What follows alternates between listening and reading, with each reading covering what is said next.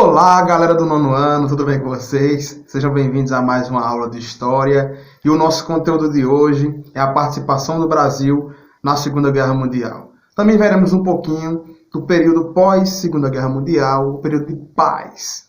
Então fiquem aí até o final e sejam bem-vindos a mais uma aula. E qual era o contexto histórico do Brasil na época?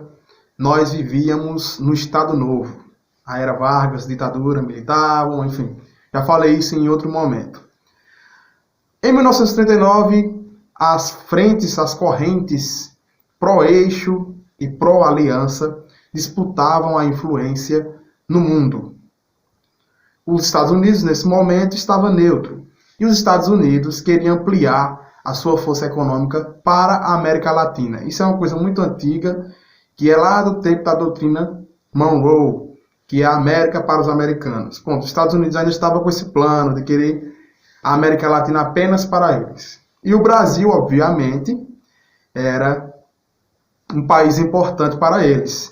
Porém, o Brasil tinha uma admiração estreita com a Alemanha e a Itália fascista.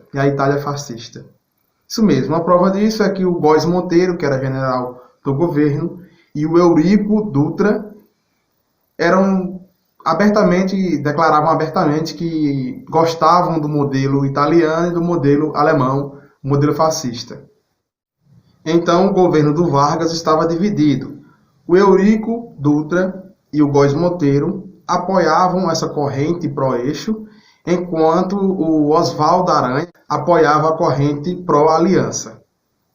Vocês sabem que no início da guerra, quem começou a vencer nas maiorias dos conflitos foi exatamente a Alemanha, e isso preocupou bastante Washington, a capital dos Estados Unidos. Por quê? Porque o Getúlio Vargas quis aproveitar da situação. A Alemanha estava vencendo lá, estava bem economicamente, e a Alemanha e a Itália.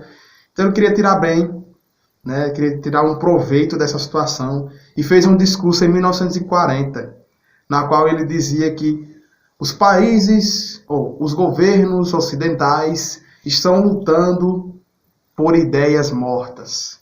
Ele está se referindo à democracia, que os países ditos ocidentais, a França, a Inglaterra, os Estados Unidos, que ainda estava neutro, mas sempre estava ali ajudando a Inglaterra por debaixo dos panos, estavam lutando por uma ideia morta, que era a democracia.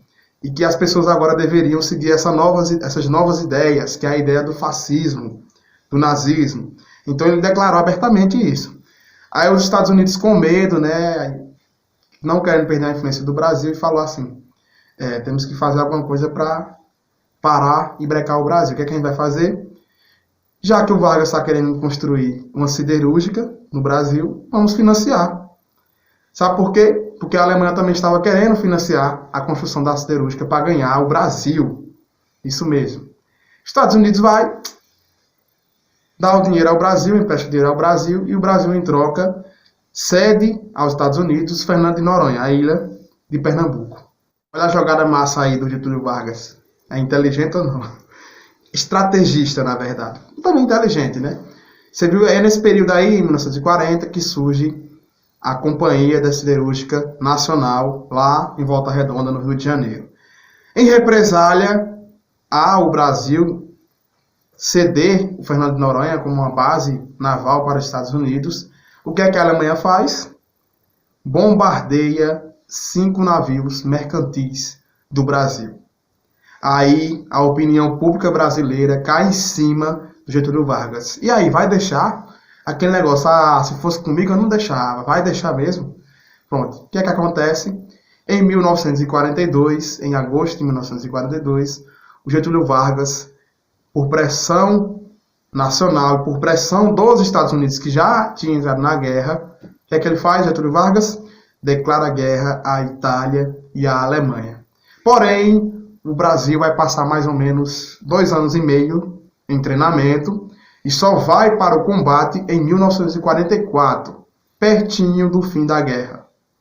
O exército brasileiro, que foi enviado, no caso, para a Itália, desembarcou em 1944 e tinha aproximadamente 25 mil soldados e 28 caças Thunderbolts. Eram dos caças mais avançados na tecnologia da época.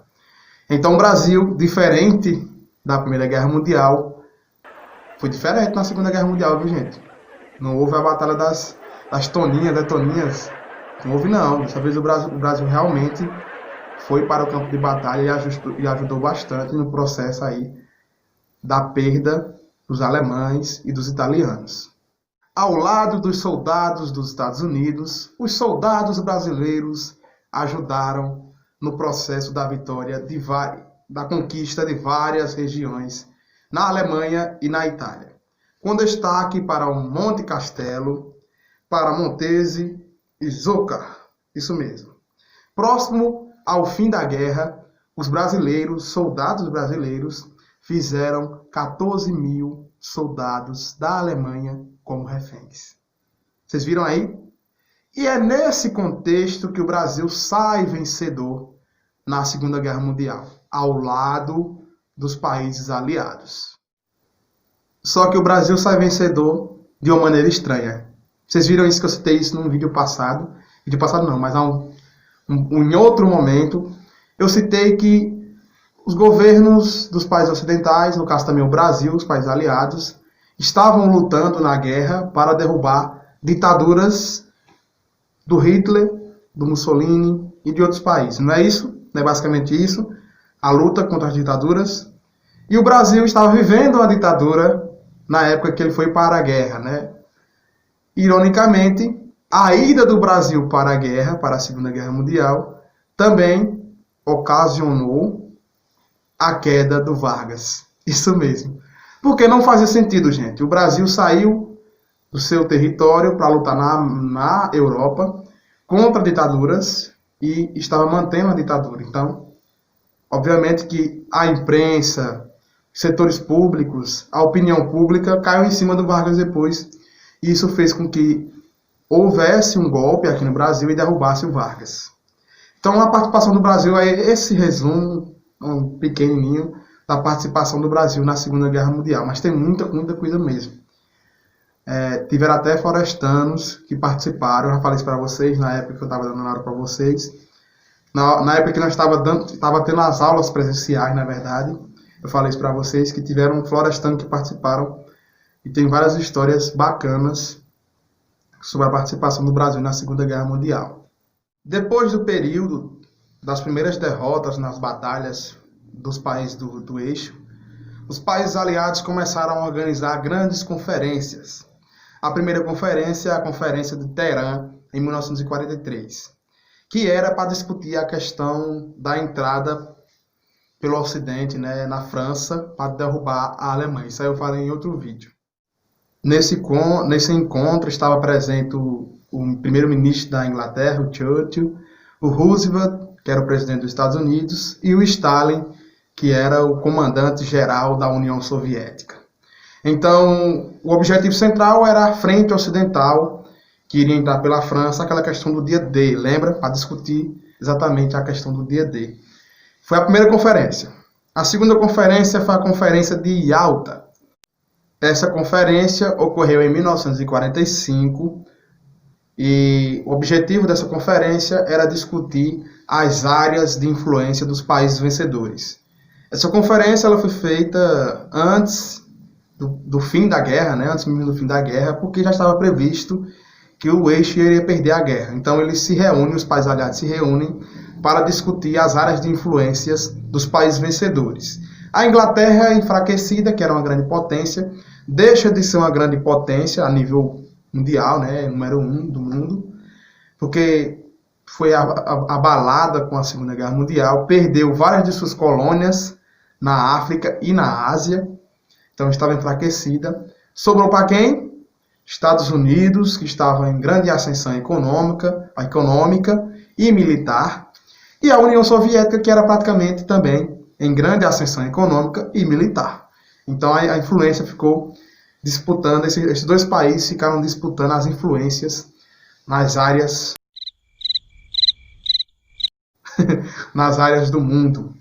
Mas ficou a necessidade de um novo encontro para discutir algo que deixasse o mundo em paz, e dividissem o território da Alemanha, né? Precisava disso.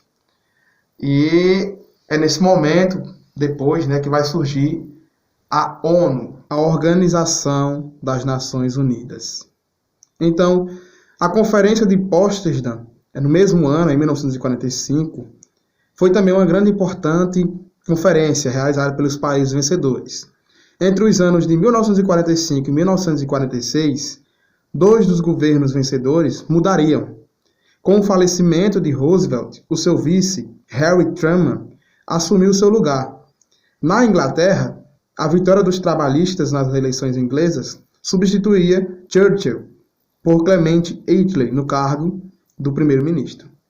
Além da mudança de governantes, há um esfriamento nas relações entre as potências que ficou nítido em Potsdam. Isso porque as potências capitalistas não se entendiam com os soviéticos a respeito do futuro da Europa. Nos debates realizados na cidade de Potsdam, nos arredores de Berlim, decidiu-se pela divisão da Alemanha e da Áustria em 4 regiões administrativas, uma francesa, russa, outra norte-americana e outra inglesa, tá certo? 4 regiões, uma francesa, outra russa, outra norte-americana e outra inglesa. O rio Oder passava a ser a fronteira entre a Polônia e a Alemanha, e as populações alemãs da Prússia e da Silésia seriam deportadas para dentro da Alemanha. Para que foi feito isso? Para não se criar questões étnicas novamente nessa região. Então, a União Soviética anexava territórios da Polônia e da Romênia, além dos países bálticos. Os países aliados e neutros fundaram a ONU, lembra que eu falei isso nesse instante? Então, para negociar pacificamente as questões internacionais. O que não impediu que poucos anos depois se iniciasse a Guerra Fria. A Guerra Fria, vocês sabem que foi um processo, ou para quem não sabe, de disputa territorial entre os Estados Unidos e a União Soviética. Resumindo, os tratados do fim da guerra foram de difíceis negociações, mas a grande marca foi o Estatuto de Poderio adquirido pelos Estados Unidos, consolidado pelos ataques atômicos contra os japoneses e pelo golpe de surpresa aos soviéticos não informados dia antes em Potsdam. Então, a Segunda Guerra Mundial foi um evento divisor de águas na história do século XX. A destruição europeia marca o declínio das potências imperialistas, como a Inglaterra e a Alemanha. Há o surgimento de uma nova articulação na qual a força e a preponderância militar e econômica dos Estados Unidos e a geopolítica da União Soviética estão nos países que emergem fora da política imperialista e se aproveitam de seu declínio.